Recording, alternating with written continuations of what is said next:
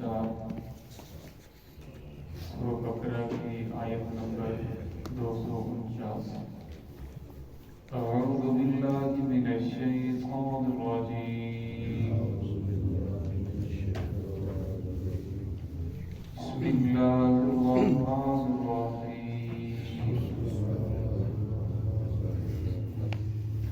वलम्मा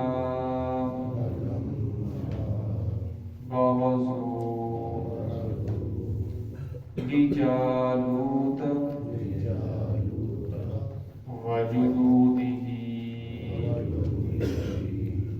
क़ालू रब्बना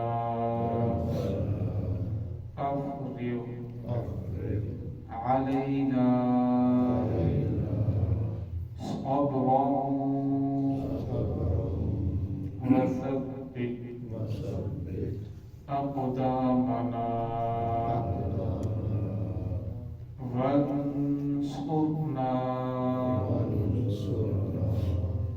अलल क़ौमिल काफ़िरीन फहज़मूहुम बिइज़्निल्लाह वक़तल दाऊद जालूत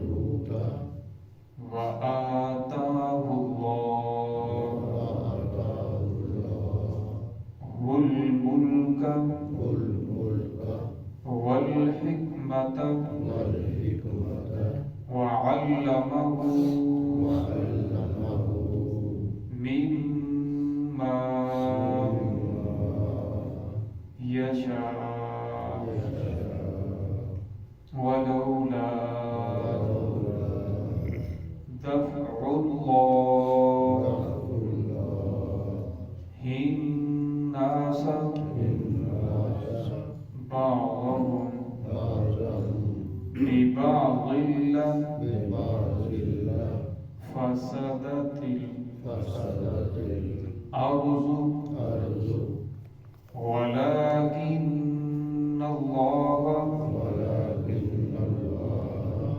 ज़ू फ़ज़लिन अलल आलमीन। तिल्क आयातुल्लाहि नत्लूहा अलैका बिल्हक़ व इन्नका लमिनल मुरसलीन। बिस्मिल्लाहिर्रहमानिर्रहीम। वलम्मा बरज़ू लिजालूत वजुनूदिही क़ालू रब्बना अफ़रिग़ अलैना सब्रन वसब्बित अक़दामना वंसुरना अलल क़ौमिल काफ़िरीन फहज़मूहुम बिइज़्निल्लाह वक़तल दाऊद जालूत वआताहुल्लाहुल मुल्क वल हिकमत वअल्लमहु मिम्मा यशा वलौला दफ़उल्लाहि अन्नास बअदहुम बिबअदिल लफ़सदतिल अर्ज़ु वलाकिन्नल्लाह ज़ू फ़ज़लिन अलल आलमीन। तिल्क आयातुल्लाहि नत्लूहा अलैका बिल्हक़ व इन्नका लमिनल मुरसलीन। वलम्मा बरज़ू लिजालूत वजुनूदिही, और जब सामने हुआ लश्कर जालूत और जब वो सामने हुए जालूत और उसके लश्कर के, क़ालू कहने लगे रब्बना अहमद रब अफ़रिग़ अलैना उंडेल दे हम पर सब्रन सब्र को वसब्बित अक़दामना और हमारे कदमों को साबित कदम रख वंसुरना अलल क़ौमिल काफ़िरीन और हमारी मदद फरमा काफिर कौम के मुकाबले में। فہزموہم بإذن اللہ، پس انہوں نے شکست دی اللہ رب العزت کے حکم کے ساتھ، وقتل داؤد جالوت، اور قتل کیا داؤد علیہ السلام نے جالوت کو، وآتاہ اللہ الملک، اور عطا کی اللہ رب العزت نے داؤد علیہ السلام کو سلطنت والحکمت اور حکمت، وعلمہ مما یشاء، اور سکھایا جو کچھ چاہا، ولولا دفع اللہ الناس، اگر اللہ رب العزت دفع نہ کرے لوگوں کو، بعضهم ببعض لفسدت الارض، بعض کو بعض کے ذریعے، لفسدت الارض، البتہ زمین کے اندر فساد پھیل جائے، ولکن اللہ ذو فضل،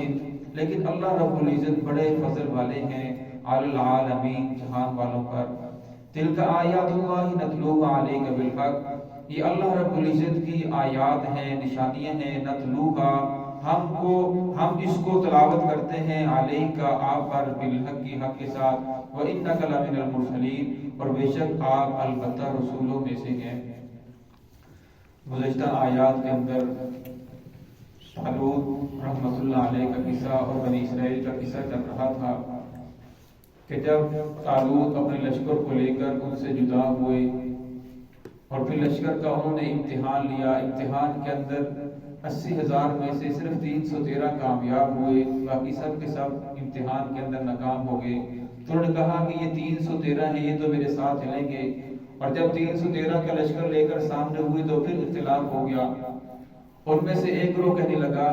کہ ہم یہ 1,00,000 ان کی تعداد ہے، ہم 313 ہیں، تو لہذا ہم تو ان کے ساتھ لڑنا بے وقوفی ہے، آج کے دن ہم ان کے ساتھ جنگ نہیں کریں گے، کیونکہ انہوں نے ظاہری اسباب کو دیکھا، ظاہری سبب کو دیکھ کر فیصلہ کیا، اور ان میں سے کچھ وہ تھے جن کی نظر صرف اللہ رب العزت کی ذات پر تھی، وہ کہنے لگے کہ ہم ان کے ساتھ لڑیں گے۔ کتنی مرتبہ ایسا ہوتا ہے، کم من فئۃ قلیلۃ غلبت فئۃ کثیرۃ باذن اللہ، کہ چھوٹی جماعت بہت بڑی بڑی جماعتوں پر غالب آ جاتی ہے، لہذا ہم ان کے ساتھ جنگ کریں گے، اور آخر کی لوگول کے بعد یہ بات طے ہوئی کہ ہم ان کے ساتھ جنگ کریں گے، اور جب جنگ کرنے کے لیے یہ لشکر جالوت اور اس کے لشکر کے سامنے ہوا تو جالوت نے دیکھا اور کہنے لگا یہ تو مٹھی بھر لوگ ہیں، اور وہ بڑا طاقتور سپہ سالار ان کا جرنیل تھا، اور وہ سامنے ہوا اور کہنے لگا کہ آپ میں سے کوئی ان کے ساتھ جنگ نہیں کرے گا، بلکہ میں اکیلا ان سب کے ساتھ نپٹوں گا۔ اب اس نے میدان کے اندر آ کر للکارا۔ پہلے دور کے اندر جب جنگ ہوتی تھی تو ہر دونوں طرف سے ایک ایک آدمی نکلتا، ایک دوسرے کو للکارتا، جب وہ ایک دوسرے کو قتل کر دیتے پھر اس کے بعد گھمسان کی جنگ شروع ہوتی، تو اس نے آ کر میدان کے اندر للکارا۔ حضرت داؤد علیہ السلام جو اس وقت بچے تھے، اپنے 6 بھائیوں اور اپنے باپ کے ساتھ اس جنگ کے اندر شریک تھے، اور جب یہ جا رہے تھے روایت کے اندر آتا ہے تو ان کے پاس ایک تھیلا تھا، تو راستے کے اندر 3 پتھر بولے کہ ہمیں اٹھا کر لے جاؤ، ہم جالوت کو قتل کرنے کے اندر آپ کی مدد کریں گے۔ تو انہوں نے یہ پتھر اٹھا کر اپنے اس تھیلے کے اندر ڈال لیے، اور جب اس نے آ کر للکارا مسلمانوں کو، تو داؤد علیہ السلام جو بچپن سے بچپنے کے اندر ان کے میدان کے اندر نکلے اور اپنا پتھر نکالا اور گوفن کے اندر ڈال کر اب دیکھا، اب وہ پورا کا پورا لوہے کے اندر چھپا ہوا تھا، صرف ماتھے کی جگہ اس کی خالی تھی، باقی اس نے زرہ بھی پہنی ہوئی تھی، کھود بھی پہنی ہوئی تھی۔ تو اس نے وہ پتھر گوفن کے اندر ڈال کر جب مارا تو اس کی پیشانی کے اوپر لگا، جب پیشانی کے اوپر لگا جو جرنیل تھا وہ نیچے گرا، خون بہنے لگا، تو خود آگے بڑھے اور اسی کی تلوار سے اس کی گردن کو اتار دیا۔ جب گردن کو اتار دیا تو جالوت کا جو لشکر تھا 1,00,000 کی تعداد کے اندر وہ بھاگ نکلے، جب ان کا جرنیل قتل ہو گیا، جب بھاگے تو اللہ رب العزت نے پھر ان لوگوں کی مدد فرمائی اور ان لوگوں کو فتح عطا فرما دی۔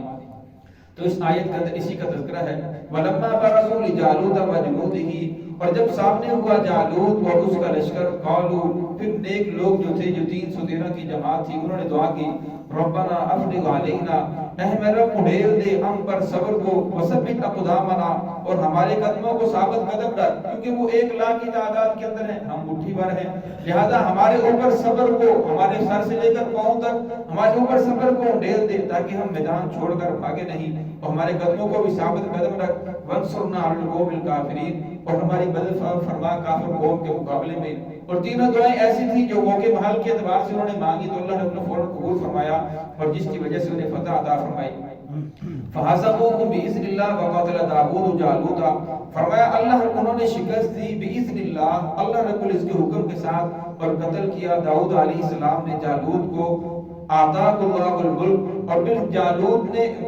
جو طالوت رحمت اللہ علیہ تھے بادشاہ بنے، پھر انہوں نے اپنی بیٹی کا نکاح داؤد علیہ السلام سے کیا، اور جب